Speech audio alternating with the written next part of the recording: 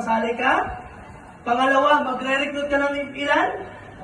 3. Then, pag may 3 ka na, okay ka na. Now, Rai, sige. Gusto ko sumali, magre-recruit ako ng 3. Ano pwede mangyari 4 months from now? Magkano pwede kitain in 4 months? Magkano? O, tingnan natin ha.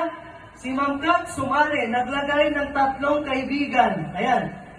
Si A, B, and C, gusto rin kumita niyan, yes or no? Yes.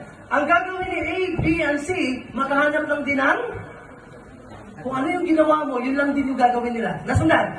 So si A maghahanap ng 3, si B maghahanap ng 3, si C maghahanap ng 3. Tingnan mo, first month mo lang dito sa Lean and Green, 3 times 1, magkano yan? Magkano? 3,300. Eh, malupit, meron pang 3 dito. 3 times 1, 3. Magkano yan ulit?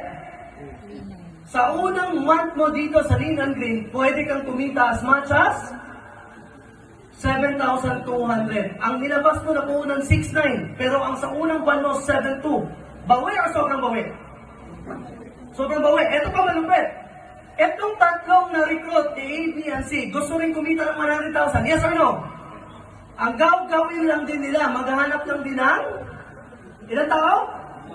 On the second month, si Ma'am Kat wala nang ginawa. Tama mali? Kasi bakit? Ang nag-invite ng tao, ito na yung 3 under ni A, B, and C. Ang malapit dito guys, 9 times 1, 1 is 9,900. Tama mali? 9 times 1, 3, that is 11,700. On the second month, wala ka nang ginawa, hindi ka na nag-recruit, hindi ka na nagbenta, pwede kang kumita ng 21,600. Ano sa tingin nyo? Bawi o sobrang bawi? Hindi na kayo makaimik ha? Masarap ba yung pancit?